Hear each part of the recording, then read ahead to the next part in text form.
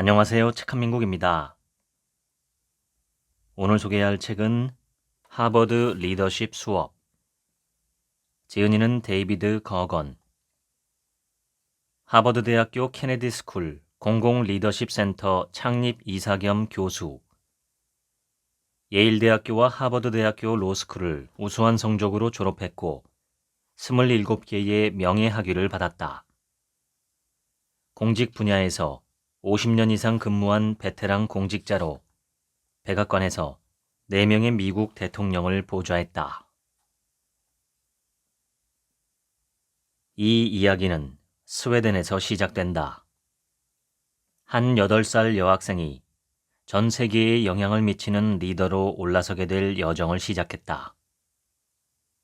초등학교 때 이 아이는 환경 오염을 고발하는 다큐멘터리 영화를 보았다. 바다가 플라스틱으로 오염되고 북극 곰이 굶주리고 산불이 맹렬히 타오르는 장면들이 나왔다.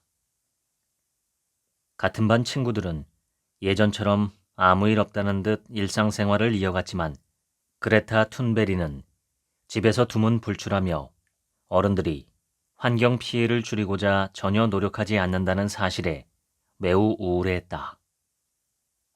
급기야는 학교도 가지 않기 시작했고 밥도 거의 먹지 않았다. 그레타는 혼자서 스웨덴 국회의사당 밖에서 기후를 위한 등교 거부라고 적힌 팻말을 들고 시위했다.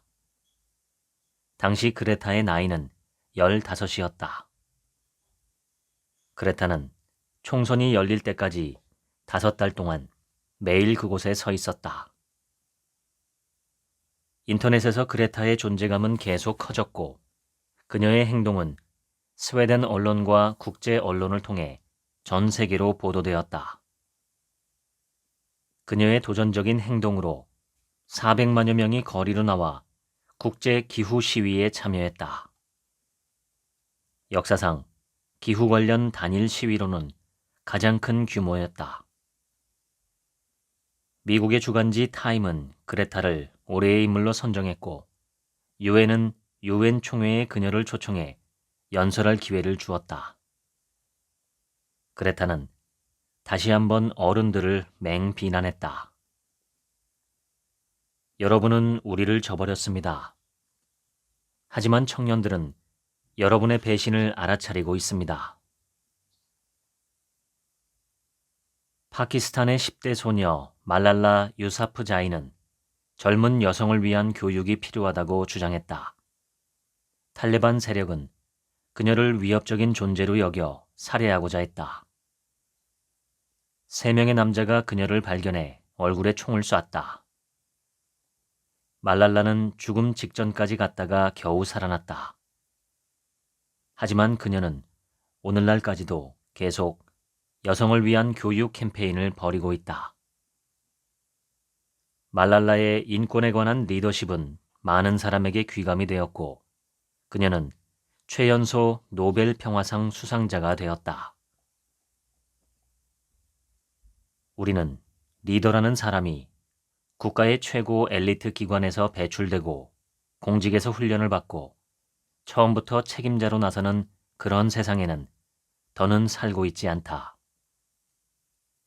SNS는 젊은 리더들이 전 세계인에게 자신의 목소리를 들려줄 수 있는 강력한 도구다. 리더십의 양상은 계속 변화하지만 리더십의 몇몇 자질과 기술은 시간의 고금과 문화의 동서를 가리지 않고 변치 않는 매력을 발산한다. 예를 들어 용기와 인격은 고전 그리스 로마 시대 이래 위대한 리더십의 전제 조건이었다. 에우리피데스는 인격을 개인에게 있는 좋은 평판의 흔적이라고 정의했다. 윈스턴 처칠이 용기에 관해 냈던 논평도 여전히 적절하다. 그는 용기는 사람의 자질에서 마땅히 최고의 것으로 평가되어야 한다. 그것이 다른 모든 자질을 보장하기 때문이다. 라고 했다. 역사가 바버라 터크먼은 자신들의 책, 바보들의 행진에서 통치 기술을 교육하는 것이 가능한지 의문을 제기했다. 그녀는 많은 문화권에서 리더십 교육을 시도해 왔지만 궁극적으로는 실패했다고 결론을 내렸다. 중국의 관리들은 엄격한 행정 교육을 받았지만 결국 부패와 무능, 끝없는 권력욕에 굴복하고 말았다. 바보라 터크먼은 이런 글을 남겼다. 야심, 부패, 그리고 감정의 통제력을 잘 알기에 우리는 더욱 현명한 정부를 추구하기 위해 우선 인격 검증에 나서야 한다. 그 검증의 기준은 도덕적 용기가 되어야 마땅하다. 용기와 인격은 늘 새로 등장하는 리더들에게 기본 자질이 되어야 한다. 오랜 세월 교단에 서오면서 나는 비교 신화학과 종교 분야의 저명한 교수인 조지프 캠벨의 저서로부터 큰 영향을 받았다. 캠벨은 여러 문화와 시대에 존재한 공통신화와 기원설화를 연구하며 가장 확고하게 공유된 신화가 영웅의 여정이라는 화두임을 발견했다. 먼저 영웅은 용을 죽이기 위해 고향을 떠난다. 용을 찾아가는 도중 여러 난관과 두려움에 직면함으로써 영웅은 일련의 상징적인 죽음을 겪지만 마침내 회복해 새로운 감수성과 가치관을 지닌 완성된 인격체가 되어 고향으로 돌아온다. 캠벨은 대다수 인간의 삶이 영웅의 여정과 닮았다고 생각한다. 모든 사람이 내면과 외면 모두에서 투쟁한다. 우리는 더 나은 내적 자아를 추구하며 필요한 선택과 자기 성찰을 하고 그러는 중에 다른 사람과 소통하며 외적 경험을 한다. 리더가 되는 건 근본적으로 온전히 발달한 인간이 되는 것이다. 우리는 그 여정의 도중에 친구를 사귈 수도 있지만 궁극적으로 반드시 그 여정을 혼자 힘으로 해내야 한다. 삶에는 위험이 따르지만 다른 사람을 위한 봉사에 헌신하면 당신은 어려움 따위와는 비교도 안 되는 보람과 만족을 얻을 것이다. 봉사와 리더십은 서로 뗄 수 없을 정도로 단단히 결속되어 있다. 슈바이처는 인생의 목적은 남들에게 봉사하고 다른 사람을 돕겠다는 연민과 의지를 보이는 것이다 라고 말했다. 리더십 연구자들은 모두 합쳐 200가지가 넘는 리더십의 정의를 발견했다. 다수가 서로 비슷하다. 상당수는 리더십을 다른 사람을 격려, 고무하는 능력이라고 정의한다. 로널드 레이건은 훌륭한 리더가 사람들이 가장 위대한 일을 하도록 유도하는 사람이라고 생각했다. 노자가 한 유명한 말은 이러하다. 무릇 군왕은 백성이 그 존재를 거의 느끼지 못할 때 최선이다.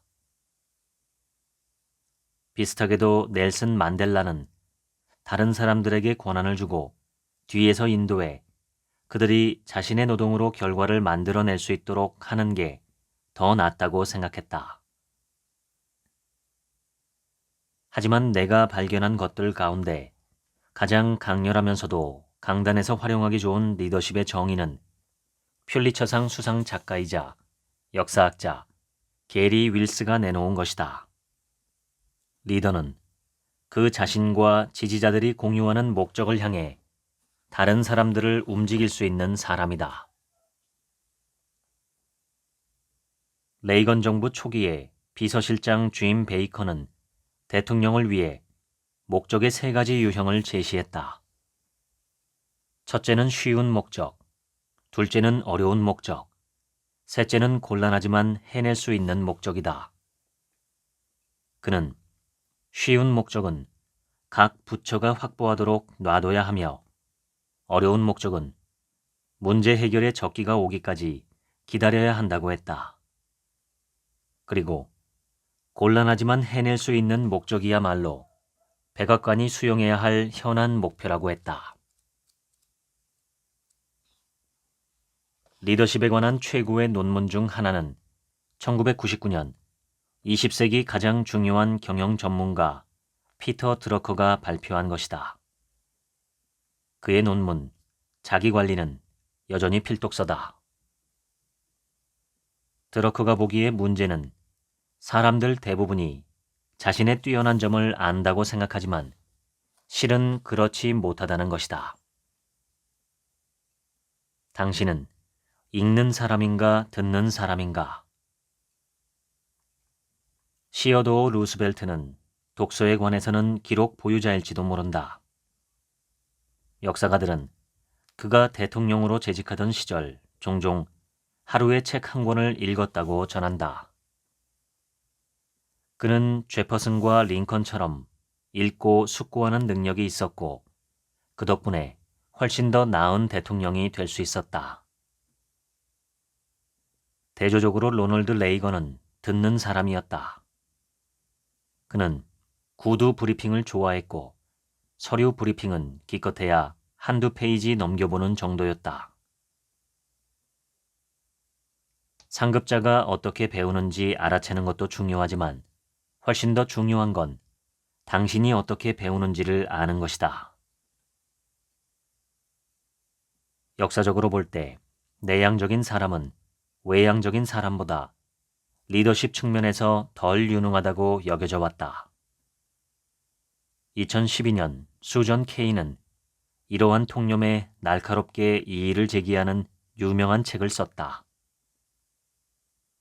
내향인인 케이는 콰이어트에서 리더의 이상적인 자아가 남과 어울리기 좋아하고 지배적이며 세간의 주목을 받아도 편안한 모습을 보이는 것이라는 일반적 믿음에 강력한 이의를 제기했다. 그녀는 그런 전통이 행동하는 사람이 사색하는 사람보다 더 나은 리더라는 그리스 로마 시대의 잘못된 믿음에서 유래한 것이라고 주장했다. 짐 콜린스는 자신의 베스트셀러 좋은 기업을 넘어 위대한 기업으로에서 케인의 주장에 동의했다. 당신이 내향적이거나 조용하고 주로 혼자 지내는 사람이라면 케인과 콜린스의 책을 반드시 읽어야 한다. 여러 사회학자와 사회심리학자는 사람이 다중 자아를 지닌다고 주장한다. 사회학자 어빙 고프먼은 무대 위 배우라는 비유를 끌어들인다. 각기 다른 연극에서 사람들은 각기 다른 역할을 연기한다.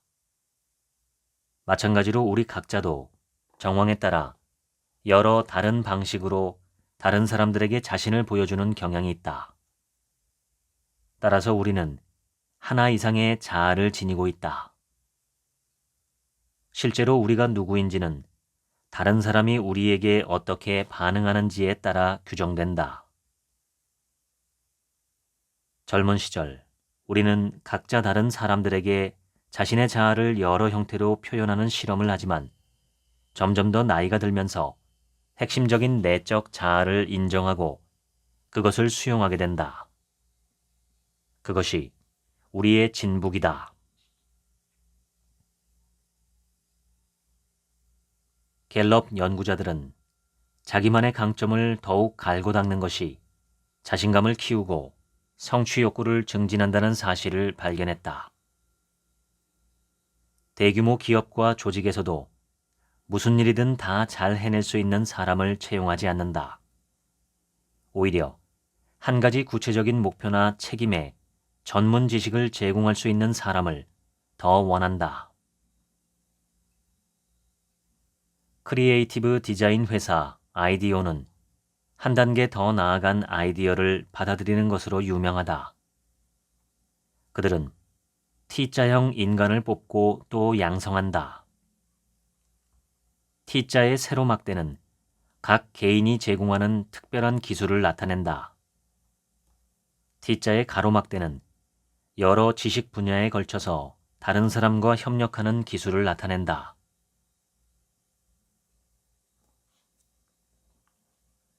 처칠은 말콤 글래드웰이 그의 책 아웃라이어에서 설명한 전형적 사례다. 글래드웰은 재능 있는 사람들이 어떻게 세계 최고 수준의 성공을 거두는지 알아보았다.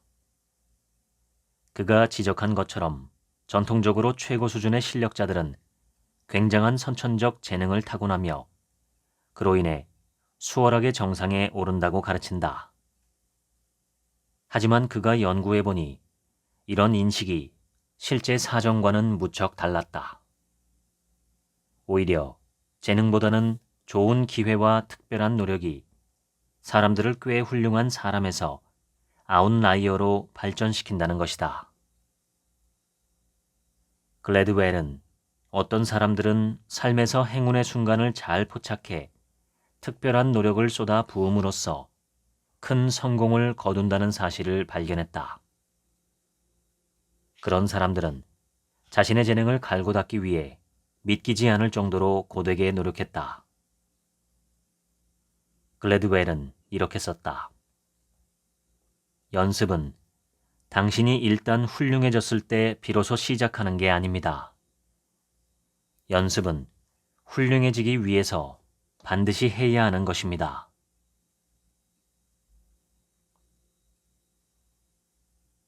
비틀스는 벼락 스타가 아니었다. 그들은 함부르크에서 1960년에서 1964년간 1200번 넘게 라이브 공연을 했다. 보통 밤샘 공연이었다. 이런 가혹한 실전 연습이 그들의 재능을 형성했다. 비틀스가 함부르크에서 잉글랜드로 돌아왔을 때 그들은 다른 누구와도 다른 소리를 들려줬으며 함부르크에서의 연습이 그들을 만들었다라고 했다. 글래드웰은 일만 시간은 탁월함에 도달하기 위해 필요한 시간이라고 결론 내렸다. 하루 2.75시간이 필요하다. 최고 위치에 있는 사람들은 그저 더 열심히 혹은 훨씬 더 열심히 일하지 않는다. 그들은 훨씬 더 열심히 일한다. 거장 피아니스트 블라디미르 호로비츠는 이런 말을 했다. 하루 연습을 건너뛰면 내가 알아챈다. 이틀을 건너뛰면 아내가 알아챈다. 사흘을 건너뛰면 온 세상 사람이 다 알아챈다. 중요한 것은 더 생산적인 방식으로 연습하는 법을 배우는 것이다. 마라톤 달리기를 예로 들어보자. 현재 고등학교 선수 최고 기록이 한 세기 전에 올림픽 금메달 수상자의 기록을 20분 차이로 앞선다. 왜 그럴까?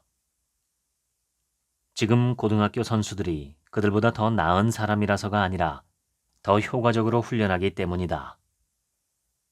이는 계획적 연습이다. 세계 최고 수준의 탁월함으로 변화시키는 핵심 비결을 간단하게 알아보자. 1. 성과 향상을 위해 연습을 미리 설계하라. 2. 실수의 수정에 집중하라. 3. 절대 현실에 안주하지 말라. 4. 지속적으로 피드백을 추구하라.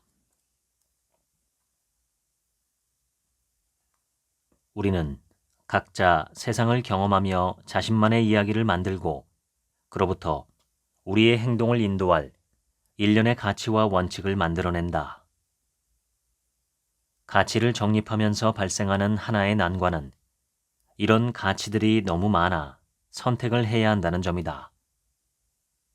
우리는 모두 더 나은 세상을 만드는 데 헌신하면서 정직하고 용감하고 행복하고 책임감 있고 공손하고 인정 많고 남에게 공감하고 공정하고 호기심 많은 사람이 되고 싶어 한다. 이런 것을 개인적 가치라고 부른다. 사랑하는 사람들 사이에서 우리는 애정이 넘치고 상냥하고 배려하고 솔직하고 늘 함께하는 사람이 되려고 애쓴다. 이런 것을 가족적 가치라고 한다. 직장에서 우리는 전문성, 진실성, 신뢰성, 비전, 협력, 경쟁력, 상호 지원을 가치 있게 여긴다. 이런 것을 직업적 가치라고 한다.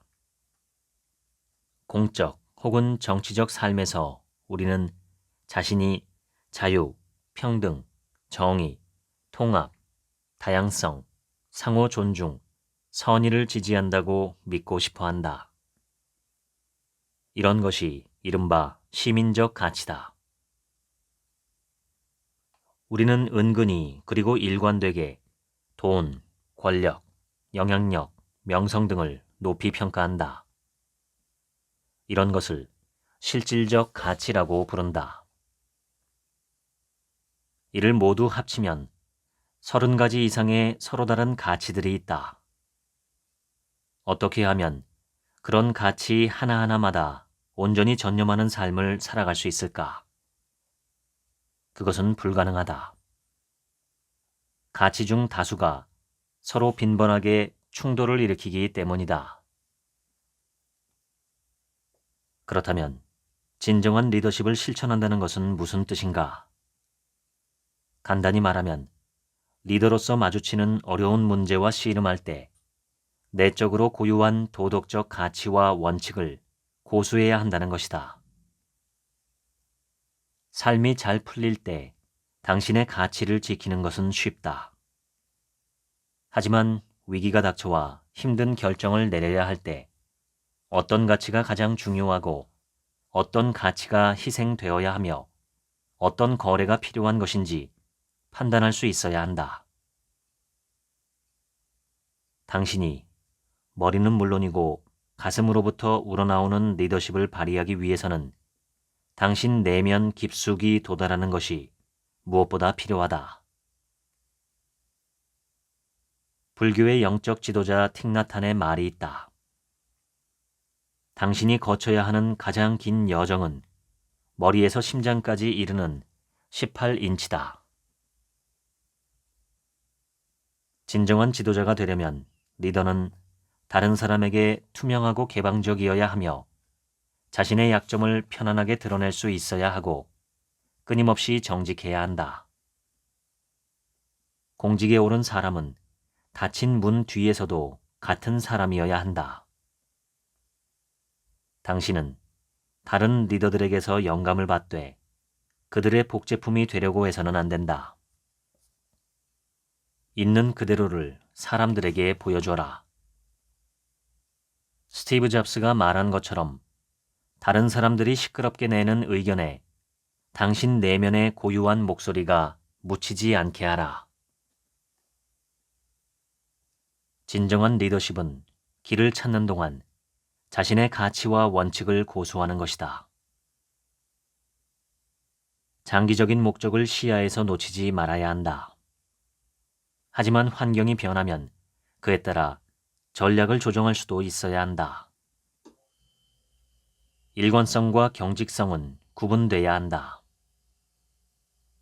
세상은 너무 빠르게 변화하는 중이어서 자신의 가치와 원칙을 고수하면서도 리더십은 민첩하게 움직이며 적응해야 한다. 진정한 리더십을 비판하는 자들에게 우리는 이런 질문을 반드시 물어야 한다. 그렇다면 당신들은 그 대신에 무엇을 제시할 텐가? 진정한 리더십은 완벽한 해법은 아니지만 다른 대안들보다 확실히 나은 것이다.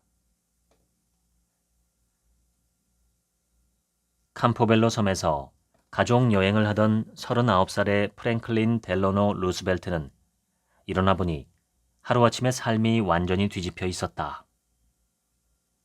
몸을 움직여 침대에서 나와 욕실로 가려고 하는 순간 왼쪽 다리가 휘청거렸고 바닥에 쓰러진 것이다. 다음 날이 되자 오른쪽 다리에도 문제가 생겼다. 더 이상 걸을 수가 없었다. 당시 사람들이 가장 두려워하는 병에 걸린 것이었다. 소아마비라는 병은 절정기에는 미국에서 매년 몇만 명의 목숨을 앗아가고 다리를 마비시킨 바이러스다. 백신은 앞으로 30년은 더 기다려야 했다. 가족과 친구들이 볼 때 그 유망한 장래성에도 불구하고 프랭클린은 천박하고 이기적이고 지루한 사람이었다. 시어도어 루스벨트의 딸 앨리스는 그가 어머니 품을 벗어나지 못하고 쥐어 사는 마마 보이라고 보았다. 대학 졸업 후 그는 테디 루스벨트의 뒤를 이어 뉴욕주 주의회에 들어갔다. 성공가도를 달리는 사촌 테디와는 다르게 프랭클린은 거만한 사람으로 여겨졌다. 따라서 프랭클린이 소아마비라는 잔혹한 질병에 어떻게 대응할지는 짐작하기 어려웠다. 그는 어머니가 재촉한 것처럼 공적 생활에서 물러날 수도 있었다. 세월은 아무런 진전 없이 흘러갔고 프랭클린은 우울증에 빠졌다. 하지만 그는 어떻게든 자신의 깊은 내면에 다다랐고 과거의 화창한 낙관주의를 다시 발견했을 뿐만 아니라 아무도 심지어 본인조차도 알지 못했던 내면의 기운과 결단력을 발견했다. 그렇게 미국 역사상 가장 극적인 기사회생이 시작되었다. 소아마비는 그의 삶을 둘로 가르는 경계선이 되었다. 그는 엄청난 회복력으로 다시 일어섰을 뿐만 아니라 인격과 연민을 갖춘 원숙한 사람으로 성장했다. 그는 삶에서 가장 큰 시련을 만났지만 마침내 승리했다. 그는 다시 걸을 수 있을 때까지 공직에 나설 수 없다고 생각했고 그래서 걸을 수 있도록 끈질기게 노력했다. 1년 만에 그는 무게가 각각 3kg 정도 되는 다리 부목의 도움을 받아 일어설 수 있게 되었다. 조지아주 웜스프링스에 있는 재활센터에서 온천을 발견했고 온천욕으로 신체와 정신의 고통을 달랬다. 훗날 첫 취임식에서 그는 우리가 두려워해야 할 것은 두려움 그 자체뿐이라는 유명한 말을 남겼다. 소아마비 이전에 프랭클린은 우월의식에 빠진 사람이었다. 소아마비 이후 그는 고통을 견디는 다른 사람들에게 깊은 연민을 품고 공감했다. 그의 두 다리는 시들어버렸지만 그의 정신은 승리를 거뒀다. 얄팍하고 이기적인 야심만 많고 때론 원칙도 없고 검증도 안 된 청년을 프랭클린 델러노 루스벨트라는 성숙한 인물로 변화시킨 건 이 정신적인 싸움, 패배를 거부하는 태도, 역경에서 배우는 능력이었다. 그는 눈에 띌 정도로 변했다. 얼굴은 확 폈고 운동으로 딱 벌어진 가슴을 만들었다. 그는 자신의 체력에 자부심을 느꼈고 2시간을 싸워 108kg에 달하는 상어를 무태 올려 힘을 자랑했다. 하지만 더 대단한 것은 그가 보인 인격의 힘이었다. 그는 이전보다 훨씬 더 강한 인내심을 보였다. 대통령이 되어서는 정교한 타이밍 감각을 보였고 이슈가 무르익을 때까지 기다리는 능력도 갖췄다. 또 그는 더욱 깊이 명상하게 되었다. 1940년 11월 제2차 세계대전이 진행되던 중 세 번째로 대통령에 선출되었을 때 영국은 절박한 심정으로 그에게 군사 원조를 요청했다. 대통령의 참모진은 그가 비상회의를 소집하리라 생각했다. 그러나 그는 카리브해에서 대통령 전용 요트를 타고 며칠 시간을 보내길 원했다. 미국은 공식적으로 중립인 입장이었고 영국의 무기를 제공하는데 반대가 아주 심했다. 그에게는 생각할 시간이 필요했다. 그렇게 카리브해의 요트에서 시간을 보내다 그는 훌륭한 아이디어를 떠올렸다. 영국의 무기를 제공하는 대신에 빌려주자는 전략이었다. 그는 이 일을 비유를 들어 설명했는데 후에 널리 알려졌다. 이웃집에 불이 나서 이웃이 정원용 호스를 빌려달라고 요청한다면 입씨름하지 않고 당장 빌려주지 않겠냐는 이야기였다. 호스가 불길에 망가질 수도 있겠지만 그렇게 된다면 이웃이 호스를 새로 사줄 수도 있을 것이다. 어려움에 빠진 친구들에게는 그렇게 도움을 주는 것이 맞지 않겠냐고 그는 말했다. 몇 주 만에 루스벨트는 무기 대여 정책을 의회에서 승인받았고 처칠은 구축함을 손에 넣었다. 지금이라면 절대 그런 식으로 숨길 수 없겠지만 당시만 해도 루스벨트는 워낙 언론에 개방적이었기에 자신의 신체 장애를 보여주는 사진을 보도하지 말라고 언론을 설득할 수 있었다. 하이드파크의 프랭클린 델러노 루스벨트 도서관은 수천 장에 이르는 루스벨트의 사진을 보유하고 있는데 휠체어에 탄 그의 모습을 볼 수 있는 사진은 단 3장뿐이다. 루스벨트가 대통령이 될 수 있었던 이유 중 하나는 그가 소아마비를 극복했다는 대중 사이에 널리 퍼진 믿음 때문이었다. 소아마비에서 회복할 수 있는 사람이라면 분명 불경기에서도 나라를 회복시킬 수 있을 거라고 다들 생각했다. 시련의 도가니는 대중적인 지도자를 만들어낸다. 어떤 사람들은 자신감과 성실함, 노력이 그들에게 자연스럽게 주어진 것처럼 보인다. 그에 반해 그들만큼 비전도 있고 똑똑한데도 거듭 실패하는 사람들이 있다. 이유가 무엇일까? 나의 친애하는 벗인 워런 베니스와 그의 동료 로버트 J. 토머스는 리더십 연구에서 실현의 중요성을 널리 알렸다. 40명이 넘는 최고 경영자와 공인을 인터뷰한 뒤 그들이 내놓은 답은 이러하다.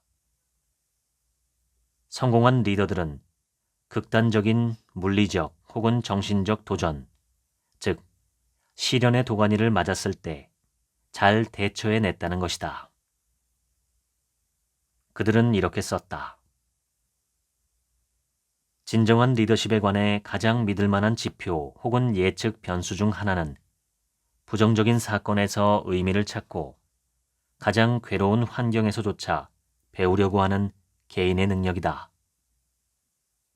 달리 표현하자면 역경을 극복하고 이전보다 더욱 강한 모습으로 되돌아오며 어느 때보다 더 열성적으로 일에 매달리는 것. 바로 이것이 비범한 리더가 되기 위해 필요한 기술이다. 그들이 인터뷰한 사람들은 모두 인생의 여정 중 어딘가에서 가혹한 도전에 직면했고 그것이 자신을 변화시켰다고 말했다. 100년 전 프로이트와 융의 시대 이후로 심리학자들은 리더의 외적 투쟁뿐만 아니라 내적, 정서적 투쟁에도 집중해왔다. 20세기 초 심리학자 겸 철학자인 윌리엄 제임스는 개인적 위기에서 형성되는 리더십에 관해 이런 유명한 글을 남겼다.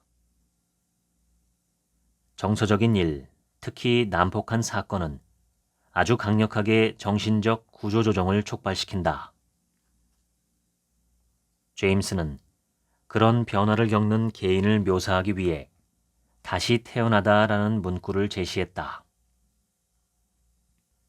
그는 2번 태어나는 사람들이 불가능한 걸 가능하게 하는 영웅적 수준에 도달할 수 있고 새로운 활력과 인내력을 보여준다라고 생각했다. 다시 태어남이야말로 바로 프랭클린 루스벨트의 생애 후반을 묘사하는 말이 아닌가. 셀리그먼의 말에 따르면 외상 후 성장이라는 현상을 보여주는 많은 사람이 있다. 이들은 보통 정신적 외상, 심지어 여러 형태의 외상 후 스트레스의 여파로 힘든 시기를 거치지만 1년 정도 지나면 신체적, 정신적으로 전보다 더 강해진다. 이들은 니체가 말한 바 나를 죽이지 못하면 그것으로 난 더 강해진다를 보여주는 사람들이다. 대중 지도자의 회복력을 강화하고 개인적인 성장을 이루도록 격려하는 가장 중요한 특성은 무엇일까? 내가 알아본 바에 따르면 어떤 조사나 연구도 확실한 결론을 내리지 못했다. 하지만 우리는 개인적 경험은 물론이고 역사, 사회과학, 그리고 철학에서 여러 중요한 교훈을 도출할 수 있다. 나는 4명의 대통령을 보좌하고 20년 넘게 강단에 서며 느낀 것이 있다. 리더의 가장 근본적인 소양은 인격, 진실성, 용기다.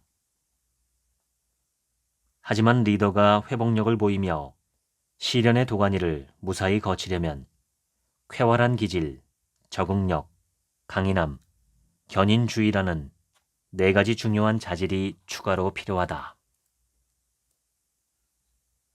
쾌활한 기질, 적응력, 강인함, 견인주의.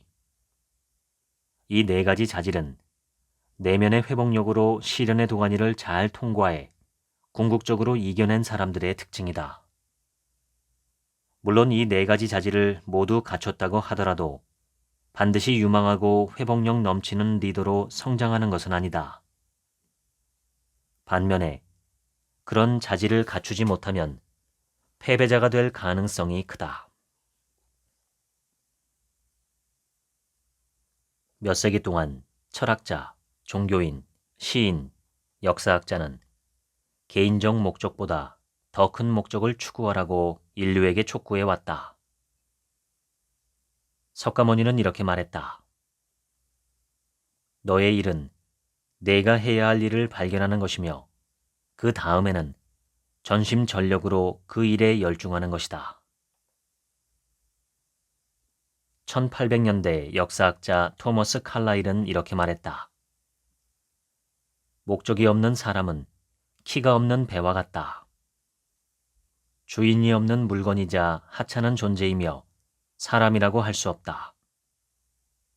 삶의 목적을 가지고 신께서 주신 몸과 마음의 힘을 당신의 힘에 적극 쏟아라. 생후 19개월 만에 시력과 청력을 잃었지만 사람들에게 많은 영감을 준 헬렌 켈러는 이렇게 말했다.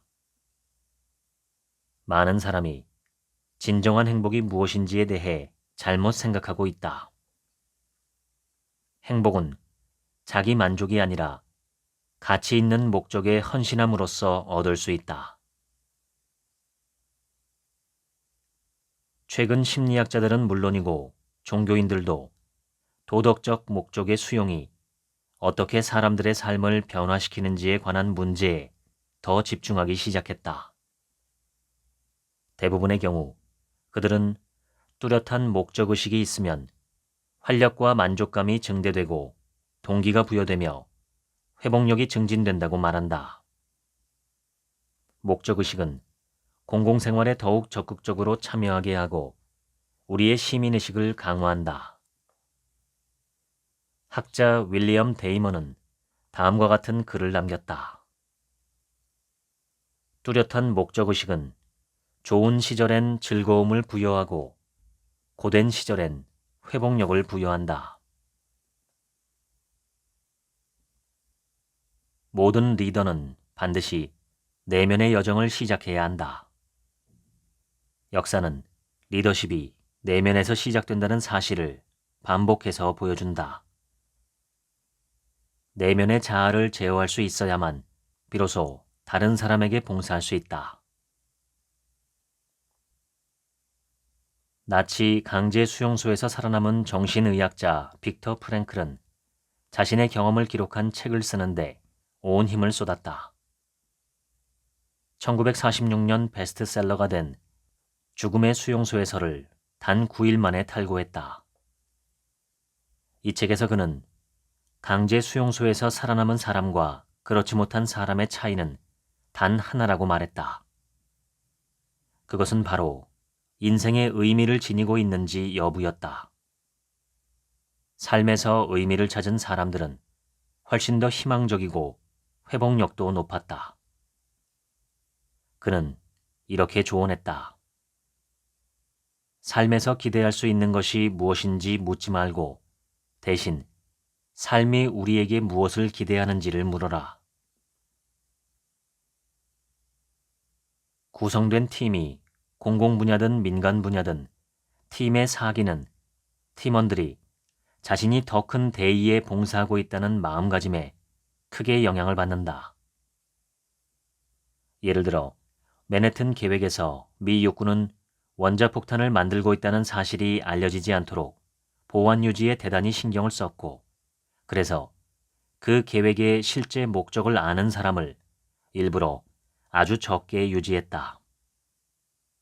훗날 노벨상을 받게 될 물리학자 리처드 파인만은 곧 담당팀의 기술자들이 한심한 성과를 내고 있음을 파악했다.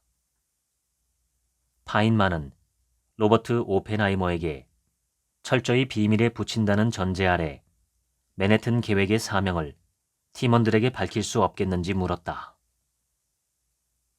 오펜하이머는 동의했고 기술자들에게 원자폭탄 개발에서 그들이 핵심 역할을 맡고 있다고 알려주었다.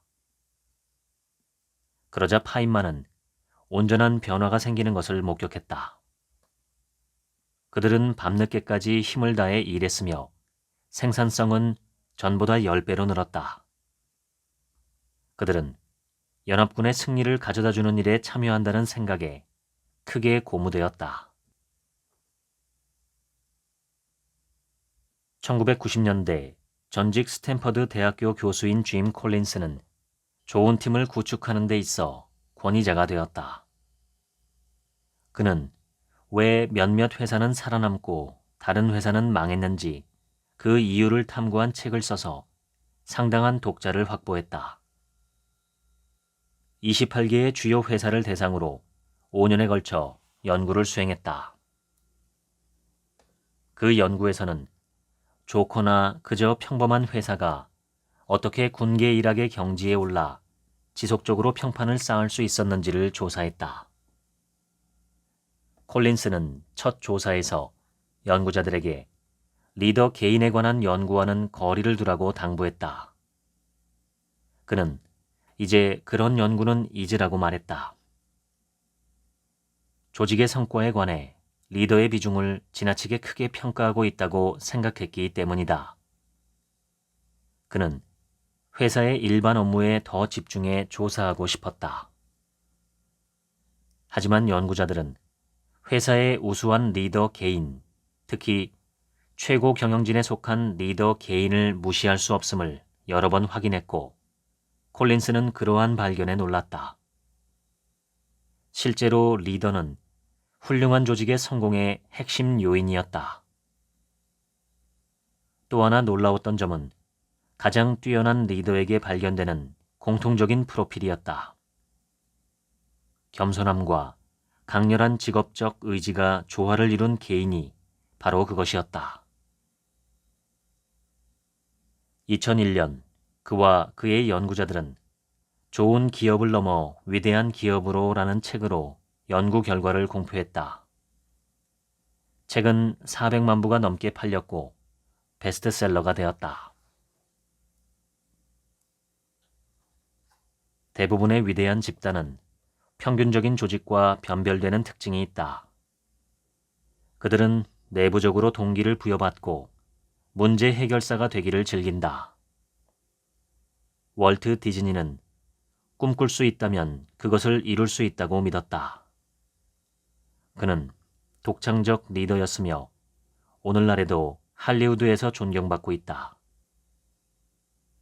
위대한 집단에 소속된 사람들은 직업을 사명처럼 여기고 도전적인 환경에서 살거나 일하기를 마다하지 않는다.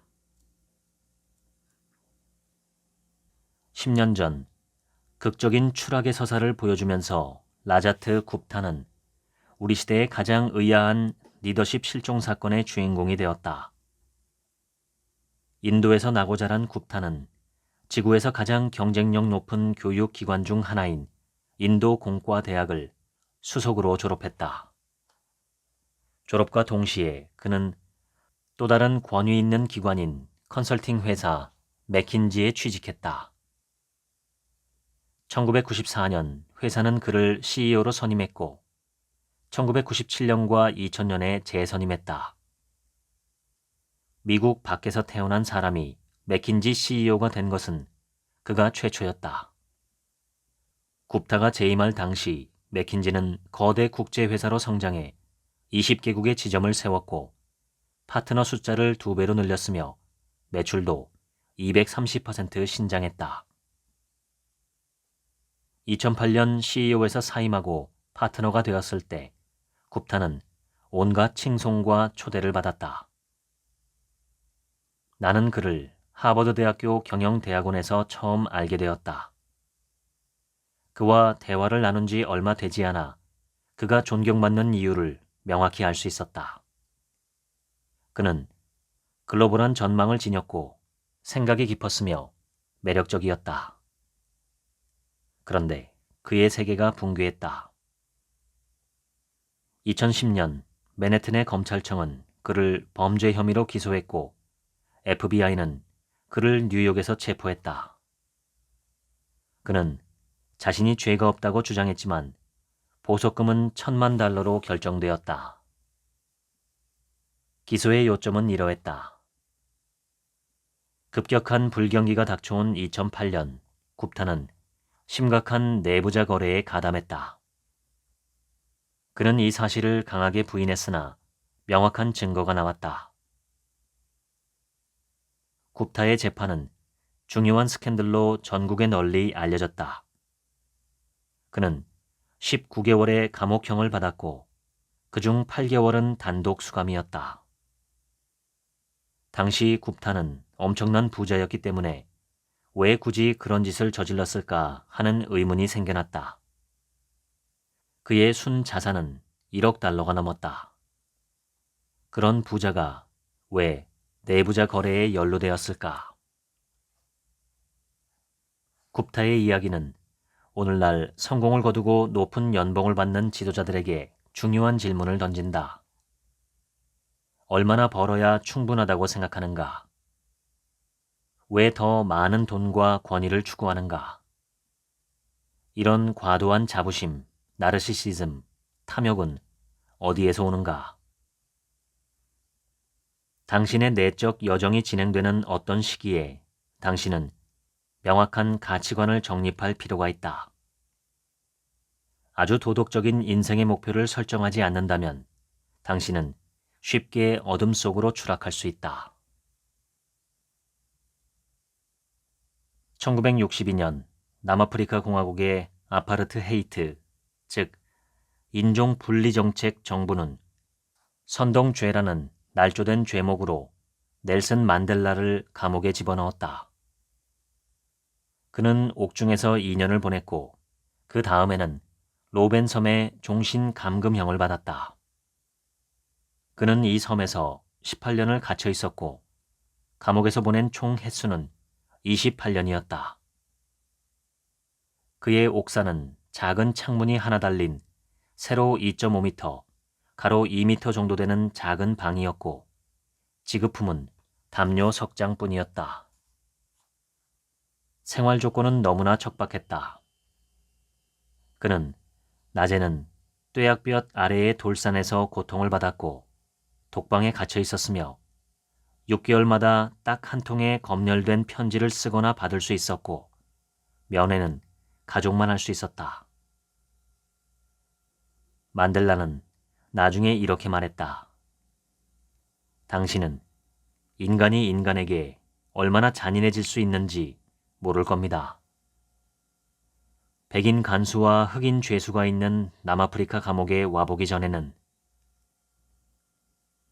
그러나 만델라는 자신의 내면 깊숙한 곳에 도달했고 놀랍게도 감옥에 들어올 때보다 더 강인해진 채로 감옥 문을 나섰다. 그는 자신의 격정을 통제하는 법을 배웠고 감옥의 간수들에게 영향력과 위신을 세우는 강한 의지를 보여주었다. 1994년 그는 아프리카 최초의 흑인 대통령이 되었다. 로벤섬의 다른 죄수들이 절망에 빠지면 만델라는 그들을 위로하고 영감을 주었다. 그는 그들을 격려하기 위해 빅토리아 시대의 인기 작가인 윌리엄 E. 헨리가 쓴 인빅투스라는 시의 마지막 연을 읽어주었다. 문이 아무리 비좁아도 문제되지 않는다. 심판장부에 어떤 죄목이 들어있어도 상관없다. 나는 내 운명의 주인이고 나는 내 영혼의 선장이므로. 인빅투스는 라틴어로 정복당하지 않는 사람이라는 뜻이다. 남들이 내 운명을 결정하지 못하고 내 영혼을 훔쳐가지는 못한다. 당신이라는 사람을 만드는 주체는 결국 당신이다. 여러 해 동안 영국 학생들은 이 시를 암송했고 특히 마지막 연은 오늘날 영국 민간사회의 불문율이 되었다. 위기에 직면한 리더에게 필요한 본질적인 자질은 다음의 4가지다. 1. 자기 자신의 안위에 대한 무관심. 우리가 가장 존경하는 지도자 중에는 자기 자신의 안위에 무관심한 사람이 많다. 9.11 사태 때의 소방수와 경찰관들을 생각해보라. 그들은 죽을지도 모른다는 것을 알면서도 세계 무역센터의 계단을 황급히 걸어 올라갔다. 2. 신중한 판단. 존 케네디 대통령의 측근이었던 테드 소런스는 뉴욕 법률 회사에서 하급 직원이 상급 파트너에게 질문한 이야기를 사람들에게 즐겨 들려주었다. 당신은 어떻게 신중한 판단을 내린다는 평판을 얻게 되었습니까? 내가 여러 차례 올바른 판단을 내렸기 때문이지. 당신이 올바른 판단을 내리게 된 근거는 무엇이었습니까? 아, 그건 경험에서 오는 거지. 그럼 마지막으로 한 가지만 더 묻겠습니다. 그런 경험은 무엇을 기반으로 합니까? 잘못된 결정 사항들이지.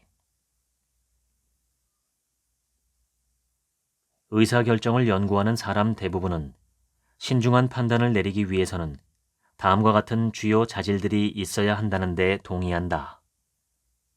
그것들은 바로 경험으로부터 배우고 세상에 호기심이 많고 관련 자료와 정보를 잘 파악하고 자기 팀에 책임감이 있고 위기를 버티는 인내와 끈기를 갖춘 성품이다. 3. 손가락 끝의 감각. 손가락 끝의 감각은 어떤 상황에 대해 사람들이 갖게 되는 본능적인 감각 혹은 직관적인 파악을 가리키는 아주 애매모호한 개념이다. 굳이 번역한다면 상황에 대한 인식 정도가 될 것이다.